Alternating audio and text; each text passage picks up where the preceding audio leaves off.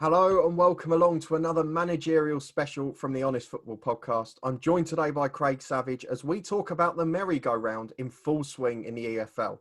So today we've got to cover Richie Wellens leaving Swindon to go to Salford. That's number one. We've then got to cover number two, John Sheridan leaving Wigan Athletic to go to Swindon Town. And then number three, we've got to discuss who might be taking over at Wigan Athletic to replace John Sheridan. So if you're looking forward to all of that or you support any of the clubs involved, please do put a thumbs up on the video and let us know your say down below.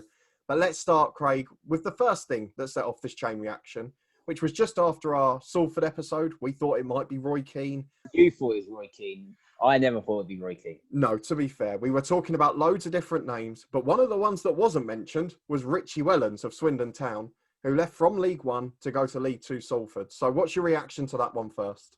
To be honest, of all the names that we could have possibly said, I didn't think he'll go for a manager that's already in a job at another club, especially with a club that's higher up in another division. It's a shrewd signing, the Richie Wellens one, because I think that caught everyone by surprise.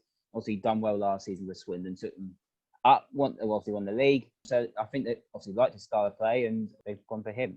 Yeah, you're absolutely right. And I mean, style of play seemed to be the key thing when we were talking about Salford, when they were talking about Alexander leaving. So I completely understand your views there. And the only thing I wanted to add really with the Swindon situation is obviously they went up in the summer, but then they did the same thing with their players behind the scenes. Lee Powers talked about the financial position they're in.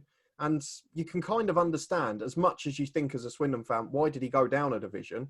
If you're seeing that happen to the players or your star players, it's going to tempt you as a manager to think, well, maybe I should do the same. Yeah, it's a worrying thing that their Owen Doyle, the top goal scorer in League Two last season, to Bolton on a free transfer. Yeah. So you got no money from it. You didn't gain anything from it. So just looking at who they brought in, Brett Pittman, very experienced striker from Portsmouth, Jonathan Grounds, left back from used to be at Birmingham. Obviously, all three signings, obviously with the financial impact of COVID, they've had to go into the free market rather than try and buy someone outright. And I can understand probably where Richie Wellens probably might have got a bit annoyed and took a lucrative offer to go back to League Two at Salford. Absolutely. So let's move on to the future of Swindon Town, because today, as we roundly expected from yesterday onwards, it was very widely reported, John Sheridan has left Wigan Athletic as his month-to-month contract expires. We'll get to that bit later, to come and join Swindon. Now, the one thing that would concern me if I was taking over this job, and I suppose it's not as bad a situation as Wigan were in, is that earlier this week, Lee Power did an interview where he said Swindon's finances are basically atrocious. Probably not the thing you want to hear when you're about to take a job. But what do you think of John Sheridan joining, and how do you think he's going to get on? It's just till the end of the year, of course. It's a hard one, to be honest, because obviously Swindon are currently just above the relegation zone. But yeah, it's one that surprised me in a way, because obviously I'm just looking at John Sheridan's record. It's his fourth managerial job this year. Yeah. Start of the year, he was at Chesterfield in the National League. Obviously, Chesterfield was struggling there. But went to Ireland at Waterford, had 8 games, then went to Wigan.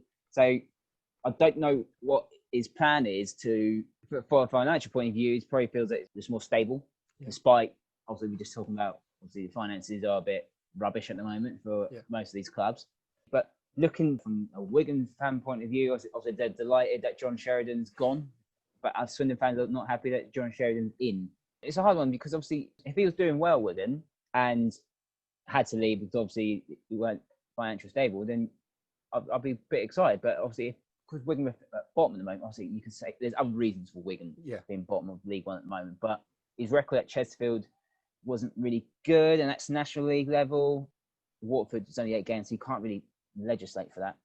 So I'll be a bit concerned if I was Swindon. So obviously from the statement, Lee Power, the Swindon chairman, mentioned that he'd worked with Sheridan before. Paul Jewell, the director of football there, gets a couple of mentions in a statement as well. And I guess for a deal to the end of the season, not often security, but considering at Wigan, he knew probably as soon as a takeover took place, he was going to be out of a job essentially as they picked their man. So for him, it's obviously a good move. But what do you think for Swindon? Because obviously the fans have been a little bit mixed. Most are probably a bit more unhappy or uninspired. But how do you think he's going to get on the rest of this season? It's a hard one, to be honest. I think obviously with Swindon, so they're currently 5th from bottom in League One. I think Swindon fans start of the season will want to just to survive, because they've been a bit of a yo-yo club in recent times, and they would rather have stability in obviously League One than it would be in League Two. So I think simple survival will be absolutely vital for them this season. Well, I'm not going to let you get off that easily, Craig, because you were the man of the three of us, as we've established, that predicted Swindon to go down. So my question to you now, before we move on to the Wigan side of things, is do you think Swindon will stay up, or do you still think they will get relegated? To be honest, it's one of those where I feel like if they get goals going in, obviously they've lost that man, that key striker in Owen Dawson last season. That's what I said in the predictions. I feel like they're going to struggle in that sort of category where they're not going to score too many goals to actually get over the line. It'll be close again, to be honest. They'll be in that area. Do I think they'll go down? Yeah, unfortunately. Sorry, Swindon fans, but it'll be very, very tight. I did tip you guys 21st out of the four, so I think it'll be close, but I think they might go down. And I won't be unfair to you. I will say the same as well, because I had them to stay up initially. And I'm one of the few here, and I'm going to try and give Swindon fans a bit of comfort. I know looking at John Sheridan's recent record, although there's extenuating circumstances in many of the jobs, it's not particularly inspiring. I think he will keep Swindon up, and I think they'll finish above 20th. I think they'll finish 18th, 19th, around there. And I think it's obviously only a month and a half to the January window, and that's the biggest benefit. And even if it is 2 or 3 free agent deals, the EFL rescue package has been mentioned today as well, which hopefully will help these sort of clubs out. So I'm having a bit of faith in Swindon, and I will stick by them to stay up. But Craig, we've got to move on to Wigan Athletic as well, because this is the club that continues to be in turmoil. I predicted them to go down. You two, probably rightly at the time, thought there was a bit of light at the end of the tunnel. There was talk of a Spanish takeover involving Roberto Martinez, or he'd recommended them at least. But nothing seems to have happened. There's still youth players in nearly every lineup. And unfortunately, they're adrift at the bottom of the league. I know they were happy to see John Sheridan out. And I don't really think we can blame him for the lack of loyalty, because he had no job security. But what do you think the future holds for Wigan? The two favourites, Gary Caldwell, and of course Steve Cottrell as well, in addition to the assistant manager, Liam Richardson. With administrators in, they're always going to take a cheap month-to-month option. So what do you think the immediate future holds for Wigan? Survival. I think the main thing is just survival. We spoke about Wigan in the summer, obviously them getting the 12 points deducted in the Championship. And it's quite worrying that, I know obviously said about coronavirus, and obviously it's been a big financial impact on every club. To be honest, it's not just obviously Wigan Athletic. Obviously, they're suffering the most. But yeah, I think the main thing is just to survive. Obviously, they need that takeover. They desperately need that takeover. To be honest, I don't think they'll bring another manager in until the takeover is done. So Liam Richardson, obviously, it was John Sheridan's assistant manager at Wigan. I think he'll just take over the job for now until, one, they get their takeover done, and then obviously, yeah, the new owners probably want to bring someone else in. Just looking at the list of obviously candidates for the job, you just say Gary Caldwell, former player, former manager for Wigan. Steve Cottrell's obviously been about. Graham Alexander just recently got the sack from Salford. I don't see that happening, even though he lives up close to the area. Sol Campbell, he's already had one club that's not in a good financial place. I don't think, two clubs that have not been in the financial place in Macclesfield and Southend. I don't think we want a third club. Agreed. Paul Tisdale is another round, a really good shout. He didn't really do well in League One, though. Obviously, he struggled with Milton Keynes Dons last season. Obviously, then when he got the sack, but he's more of a League Two manager. But yeah, I can only see Liam Richardson being the man in charge for now until a possible takeover. I completely agree with you on that. Obviously, the biggest hope for Wigan fans is that they'll be able to just stay somewhere near in touch until January and have a takeover by then. Because if not, I don't know about you, but I can't really, unfortunately, see a light at the end of the tunnel. If that takeover isn't done by the window, surely Wigan are going to get relegated. Well, yeah, just looking at the league table right now, they're currently bottom, only 2 points behind Swindon, obviously, in 20th place, but Swindon have got 2 games in hand. Wigan's next game is against Oxford United, and Carl Robinson's team were obviously in the playoff final last season. They've still got 2 games in hand over them. So I expect Oxford to actually win that game.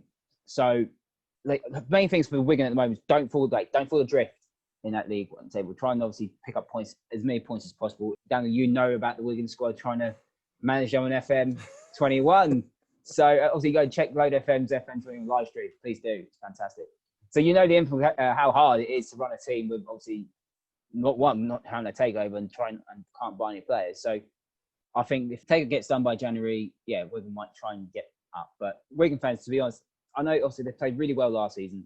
They would have finished around the table last season if there wasn't for the 12 points deducted. But times are tough. Be happy to watch your club. I know you're not in the stadium to watch them, but just be happy that you're actually watching your own team. They could have been like a Macclesfield. They could have been a Bury. They could have gone bust. So hopefully there'll be good times of Wigan in the future.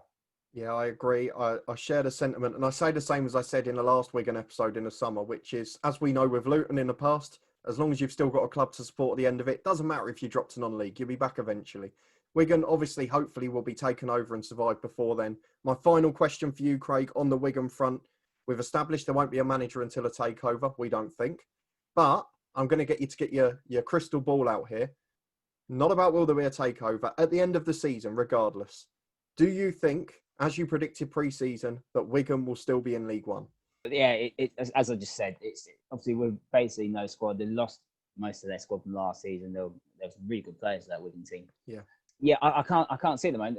So the main thing, don't fall adrift. Get to January. Try and get to January. Obviously, there's loads of games in between now and obviously in January. Obviously, the Christmas schedule. It's basically trying to stay adrift. I can't see it happening, to be honest. If they keep losing games, it's not fair on the players, to be honest. Especially when you've got the manager just come in, now the manager's gone. So what do you do? It's a mess. It's not the players' fault. It's not Liam Richardson's fault. It's obviously what ever happened upstairs back in June. So keep the faith. But if you have to go down League Two, you're going to have to go down League Two. Simple as that. Yeah, I completely agree. Obviously, I predicted them to go down. I think I had the bottom of the league or near enough there.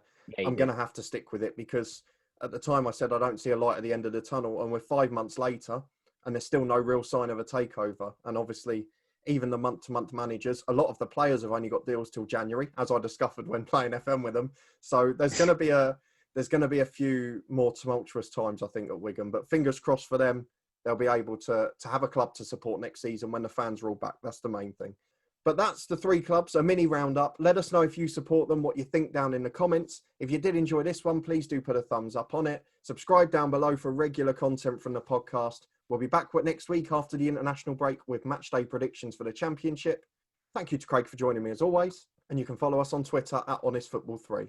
We'll see you next time.